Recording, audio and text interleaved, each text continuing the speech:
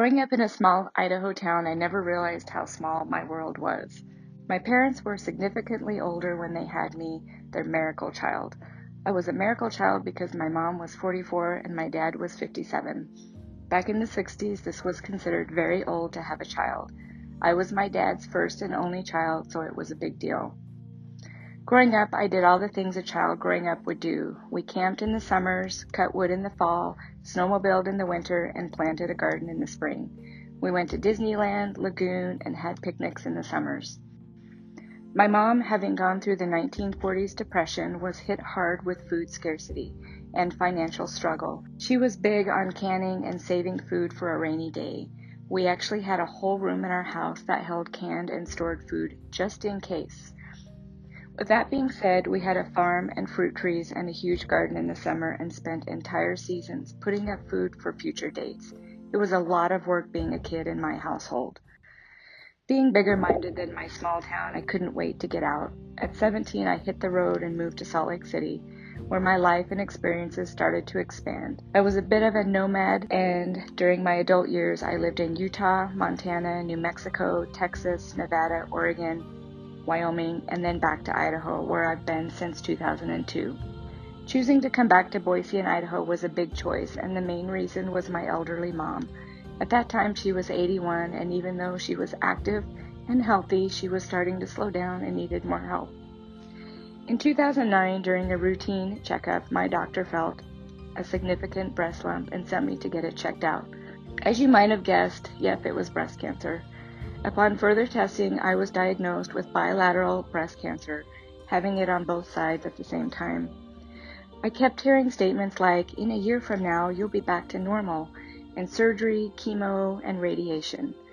Needless to say, I was scared, worried, and freaked out. I went back to live with my mom while I went through a year worth of surgeries and treatment. During cancer, I really got a chance to give my life some thought and wondered what I would regret when I was 80. Seeing how fleeting and fast life can be, I wanted to make sure I didn't grow old with regrets. I soon realized I would regret not finishing my bachelor's degree.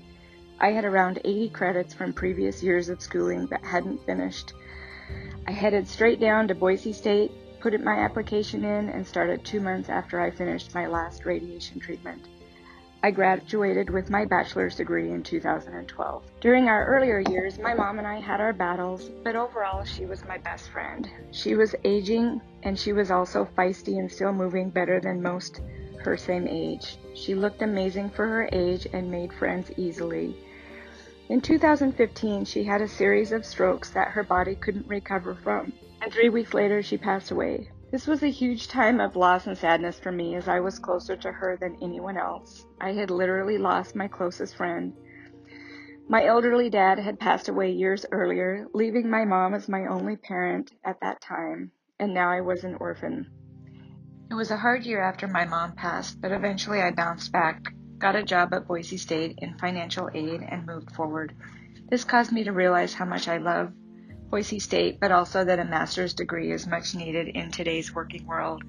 I left my job at Boise State and went full-time at the Boise Airport waiting table so I could go back and be a student again. Today I can say I'm healthy, happy, and my life is full. Even though I have no siblings, parents, or kids of my own, my life is still very big with wonderful friends, my 5 loving rescue dogs, my home, and chickens that I raise for egg laying. I have created my life to be my own, and I've never looked back. Today, I always ask myself the same question, and that is, what will I regret when I'm 80? And then I make sure to answer that question with action so that I can make sure I don't have those regrets and will know that I've lived a full life to the brim, not having to look backward on what I didn't do that I wish I had have done.